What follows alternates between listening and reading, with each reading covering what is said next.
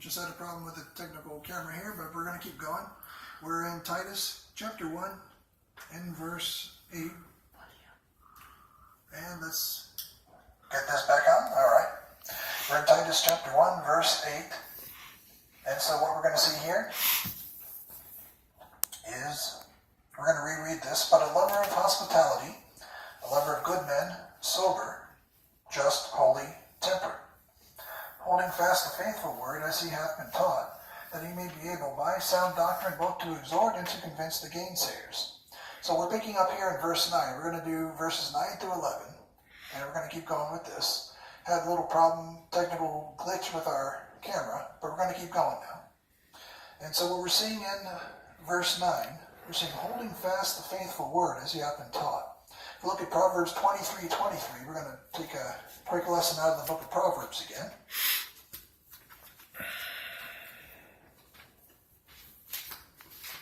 Proverbs 23:23.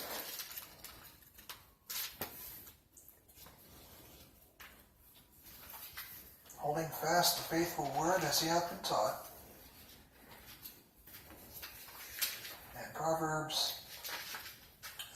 23:23 just talks about here, it says, buy the truth and sell it not. Also wisdom and instruction and understanding. So what he's saying in verse 9, holding fast the faithful word as he hath been taught. What we're seeing here is he's saying that he's going to hold on to the faithful word. He's not just going to dismiss it, but he's going to actually apply what he's learned, holding on to the word of truth which he's learned, and apply it and grow in it and mature in it and teach it to others.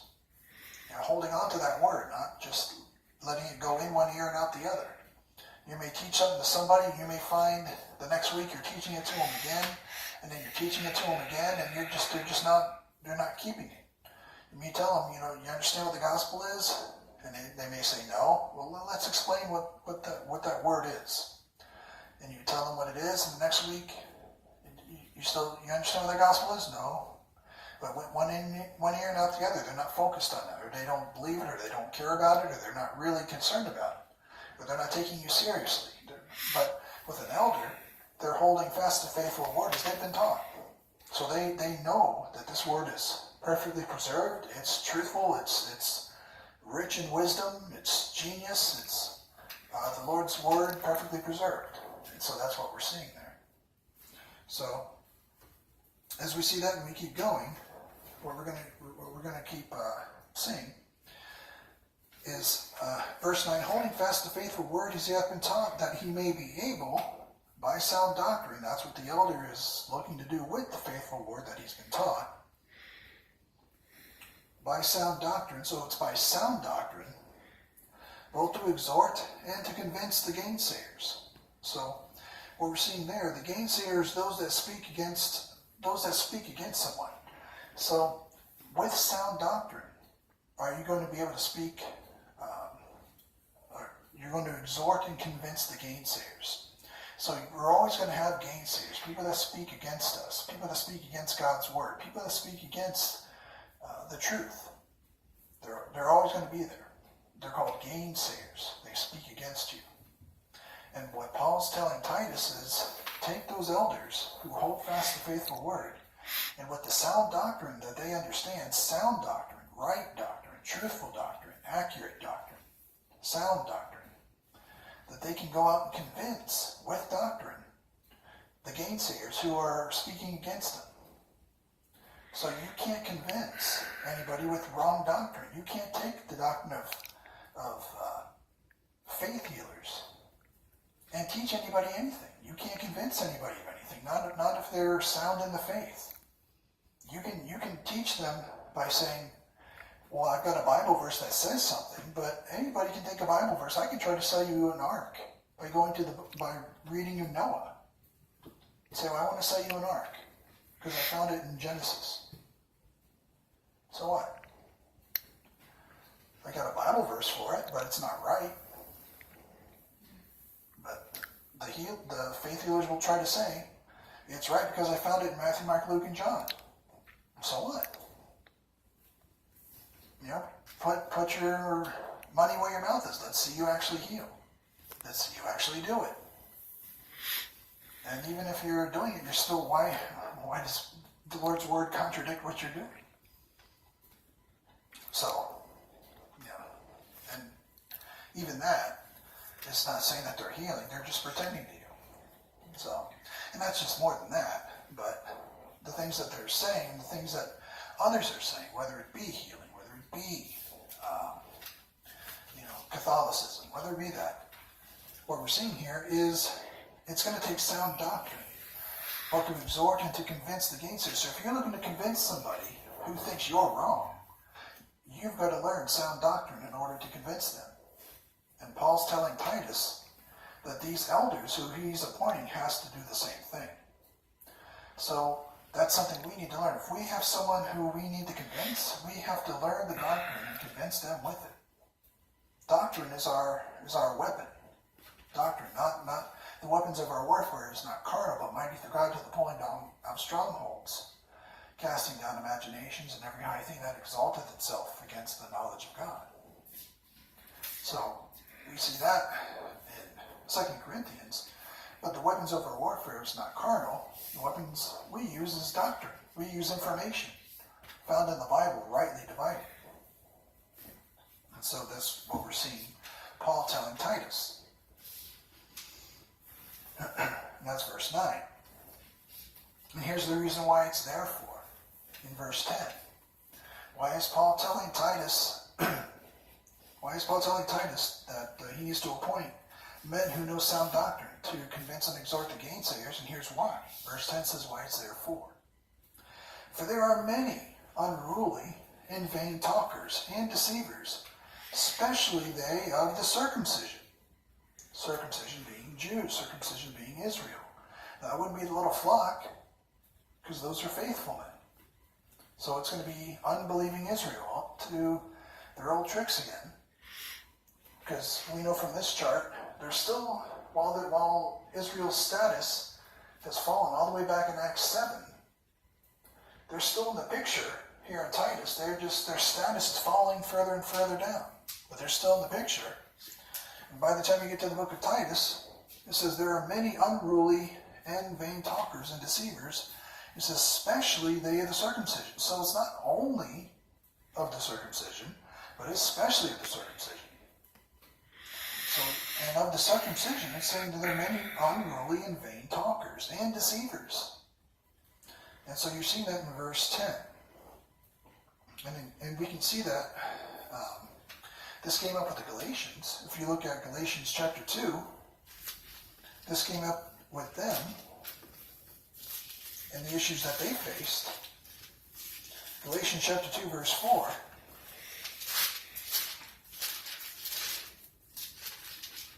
We'll look at the verse above it. Galatians chapter 2, verse 3, just to put Titus back into the picture if you missed the last lesson that we taught. Galatians chapter 2, verse 3 puts Titus in there. It says, but neither Titus, who was with me, being a Greek, was compelled to be circumcised. It says, and that because of false brethren unawares brought in, who came in privily to spy out our liberty, which we have in Christ Jesus, that they might bring us into bondage. So the whole point of what they were doing in what we're reading in Galatians chapter 2, verse 4, and Titus was in this area, we're seeing that they were there just to spy out the liberty and to bring them into bondage. And we see that this is an issue in the book of Galatians. Vain talkers, deceivers, especially they of the circumcision. If we look also at Philippians chapter 3, the book we'll get to a little bit later. Philippians chapter 3, verse 2. Paul tells them and warns this group as well about the circumcision. He says, beware of dogs, beware of evil workers, beware of the concision. And so he goes on talking about this, but he also says, beware of dogs, beware of evil workers. So beware of the circumcision. And if we look at Ephesians chapter 4, verse 14. Ephesians 4:14. He teaches the Ephesians what he's looking to teach us as well. And he says that we be henceforth no more children, tossed to and fro, and carried about with every wind of doctrine, by the sleight of men and cunning craftiness, whereby they lie in wait to deceive. So these men, these deceivers, these unruly men, they lie in wait to deceive, and that we're not to be tossed to and fro. From henceforth we're to be tossed no more, that we be no more children in our understanding. Tossed to and fro, and carried about with every wind of doctrine. When we look at Titus, chapter 1, verse 10, and we see that there are many unruly and vain talkers and deceivers, they've got all sorts of winds of doctrine that they're looking to throw people off blow them around and toss them to and fro. And it says, especially they have the circumcision. These are the evil workers. These are the Judaizers. That we saw they come in just to spell out your liberty and to plunge you into confusion. And you see that there in the book of Galatians. You see that in the book of Ephesians. You see this in the book of Titus. And no doubt, he's warned in the book of Timothy. Timothy's warned by Paul in the book of Timothy. That Paul is warning him, watch out, you've got deceivers in your midst, especially they of the circumcision. So set up elders, Titus. Titus set up elders in every city who understand the doctrine, who understand what's going on. Fortify the island of Crete with people who understand the material, because you've got people all over the place who are looking to deceive you. You've got people all over the place who are unruly, who are, in verse 10, many unruly and vain talkers and deceivers. And that speaks to our present evil world that we're living in right now. Many unruly and vain talkers all over the place. We are in the same place. We work in the same workplace. They're in every church corner. They're everywhere. And that's up to us to get the gospel to them. So we see that in verse 10. So in verse 11 is where we get to, which says, whose mouths must be stopped, who subvert whole houses, teaching things which they ought not for filthy lucre's sake. So the whole point of what they're doing and why they're saying what they're saying and why they're trying to deceive who they're trying to deceive is for filthy lucre's sake. It's all back to that money again. How can they get money that they don't deserve? How can they steal money that they shouldn't have? It's all about money. Filthy lucre. And so in verse 11 it says, whose mouths must be stopped. Their mouths need to be stopped. Not through fighting and not brawling, but their mouths need to be stopped through sound doctrine. When you can go to an individual and win the argument with them, not by striving, but through intelligent understanding, through intelligent conversation, through intelligent debate, and through intelligent doctrinal understanding, and you can show them that they're wrong, and you can win them over through the Bible rightly divided and the doctrinal understanding, because you've studied and you've learned the material. Then you can win them over, get them the gospel, get them saved, and they can start learning what you've learned. Because you've learned what Paul's learned, and Paul's learned what God told him. And this is how you do this. And so we see that in verse 11, whose mouths must be stopped, who subvert whole houses. And so we've seen this if we go back to Matthew chapter 23, in verse 14, we'll see people who have subverted whole houses. Not only in Titus' day was that the first time that happened, but in Matthew chapter 23, in verse 14,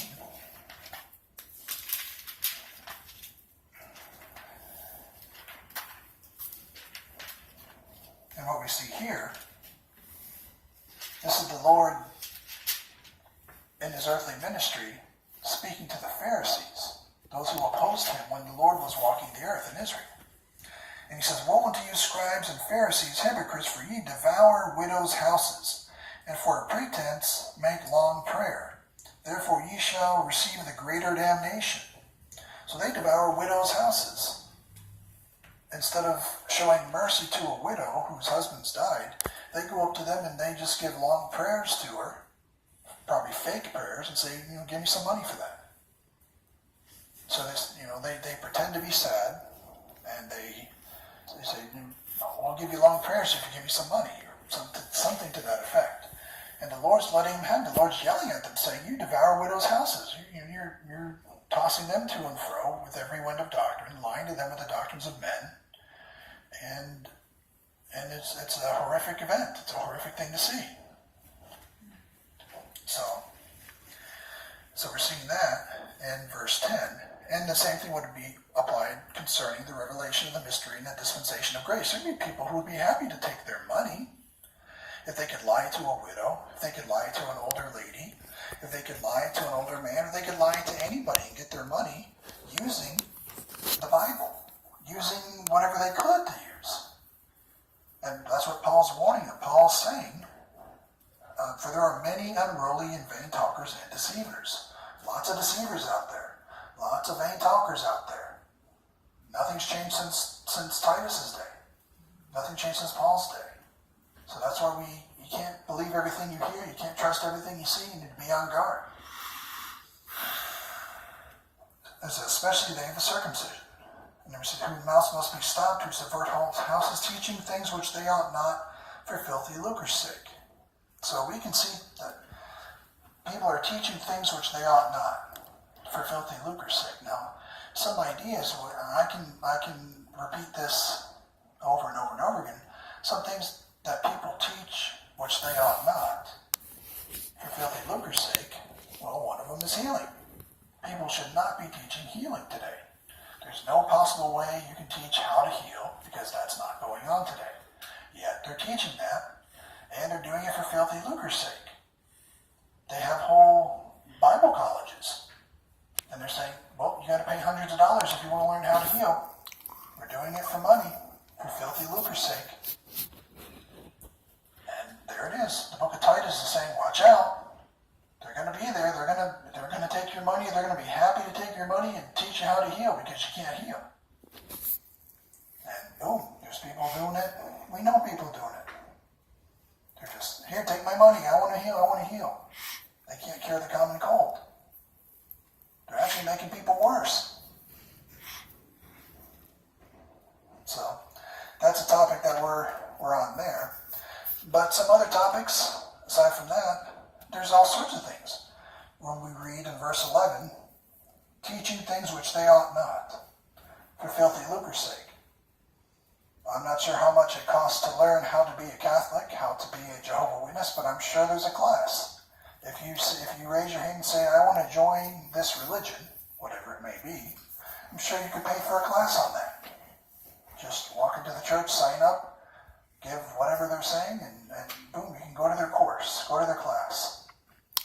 And they'll gladly take your money and sign you up and get you on your way. So we see that through here. And all the other things that you can see, teaching things which they ought not, for filthy lucre's sake. You can just go on and on about the things that are out there, all the doctrines of devils, all the doctrines that are blown to and fro, which we're not going to be tossed around by anymore, because we're sound in the doctrine of the faith of the revelation of the mystery. And we rightly divide our Bible, so we understand Israel from the body of Christ, prophecy from mystery. So we understand this. But people are tossed to and fro by every wind of doctrine. So when we see that here, what we're going to do is we'll look at 1 Timothy chapter 6, verse 5. And we're going to pretty much stop after that. 1 Timothy chapter 6 and verse 5 talks about this same thing that we just saw as well. It says, "Perverse disputings of men of corrupt minds, and destitute of the truth." They don't know the truth. They're destitute of the truth. They have no truth. "Supposing that gain is godliness, from such withdraw thyself." So if they think that gain is godliness, because they have a bigger house than you, because they have a better life than you, because they have more money than you, because they have more health than you, because they have more whatever it is than you, that God's giving it to them, that God prefers them than you, that God thinks that they're better than you, they think that gain is godliness, withdraw yourself from them, because number one, the Bible says so, 1 Timothy chapter 6, verse 5. But that also lines up with Paul's telling Titus and what Paul's telling Timothy, that these people are destitute of the truth and they have no idea what's going on today. Give them a gospel, give them the gospel. If they don't understand it, then You are the one who needs to move on because they're destitute of the truth and they're being tossed to and fro by all the wrong information, all the wrong doctrines.